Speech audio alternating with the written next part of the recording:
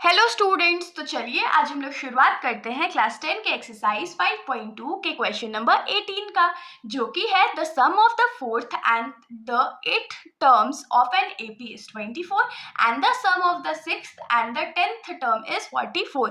Find the first three terms of the AP. तो इस question में हम लोगों को क्या बोला गया है कि कोई एपी है जिसके बारे में हम लोगों को कुछ नहीं पता है, और उसमें हम लोगों को क्या इन्फॉर्मेशन गिवन है कि जब उस एपी का हम लोग फोर्थ और एट्थ टर्म को ऐड करेंगे तो हमारा आंसर 24 आएगा।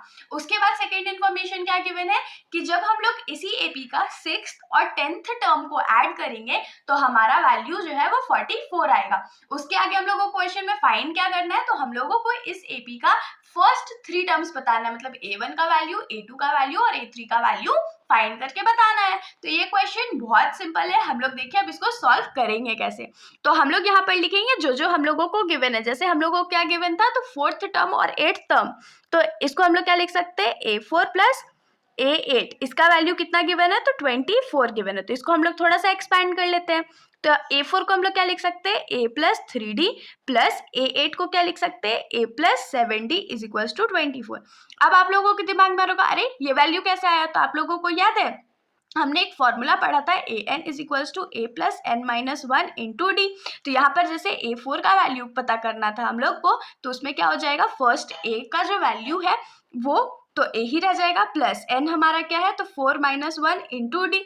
तो A4 का वैल्यू यहाँ पर क्या हो जाएगा, तो a प्लस 4 में से 1 गया तो 3 बचा और इंटू डी, तो यहाँ पर A4 का वैल्यू इज इक्वल्स टू हो गया a plus 3D। Hope so इतना आप लोगों को समझ में आया होगा।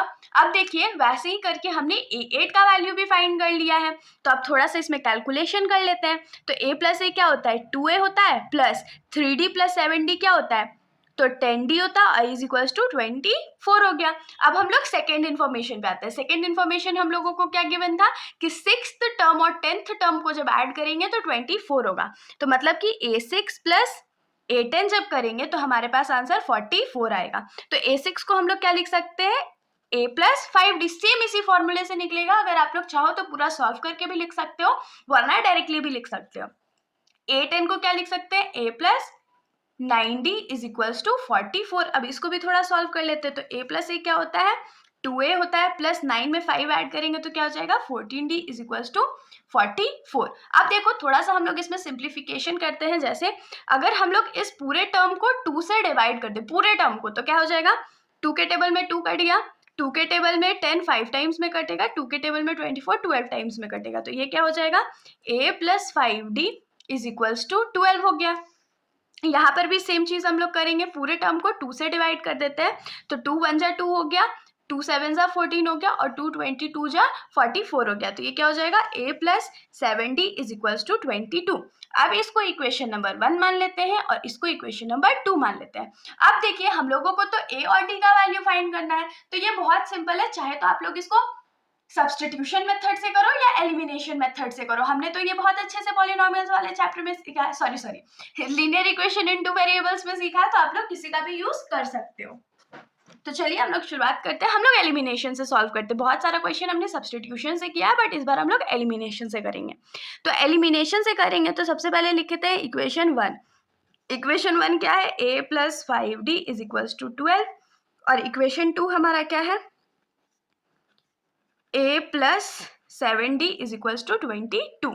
अब देखिए यहाँ पर a का जो वैल्यू है वो सेम है ना, तो हम लोग इसका साइन बदल देते हैं। a प्लस में था तो माइनस हो गया, प्लस में था तो माइनस हो गया, ये भी प्लस में था तो माइनस हो गया। तो ये और ये कट गया ना, क्योंकि प्लस माइनस में था, a के में से a के हमने माइनस कर दिया तो कुछ नहीं बचेगा वहाँ पर। अब यहाँ पर 5 में से 7 जाएगा तो क्या बचेगा, 2d बचेगा, और क्योंकि 7 बड़ा था तो माइनस का साइन लगेगा। 22 में से 12 जाएगा तो 10 बचेगा, और क्योंकि 22 बड़ा है तो माइनस का साइन लगेगा। अब ये माइनस का साइन और ये माइनस का साइन हम लोग हटा देते हैं।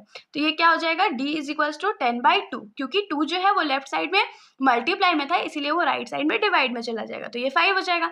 तो यहाँ से d का जो वैल्यू है वो क्या आ जाएगा, 5 आ जाएगा। ठीक है, अब हम लोगों को d का वैल्यू मिल गया है, तो अब हम लोग क्या करेंगे, a का वैल्यू फाइंड करेंगे। तो हम लोग लिखेंगे put d is equals to 5 in equation 1। आप लोग चाहो तो इक्वेशन 2 में भी पुट कर सकते हो, इक्वेशन 1 में भी पुट कर सकते हो, वैल्यू ही तो निकालना है।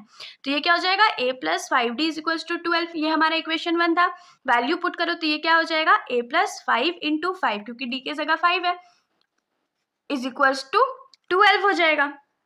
उसके बाद a plus 5 5 25 is equals to 12, तो a इज इक्वल्स टू क्या हो जाएगा 12 माइनस 25, क्योंकि 25 लेफ्ट साइड में प्लस में था इसीलिए राइट साइड जाके वो माइनस हो गया। तो a इज इक्वल्स टू क्या हो जाएगा -13। अब यहाँ पर हमारा a का वैल्यू मिल गया है, d का वैल्यू मिल गया। अगर a का वैल्यू और d का वैल्यू हमारे पास है तो हम लोग नेक्स्ट 3 टर्म्स फाइंड कर सकते हैं। तो चलिए फटाक से फाइंड कर लेते हैं। तो फर्स्ट टर्म हमारा होगा a1 is equals to a, जो कि हम लोग ऑलरेडी निकाल चुके हैं -13।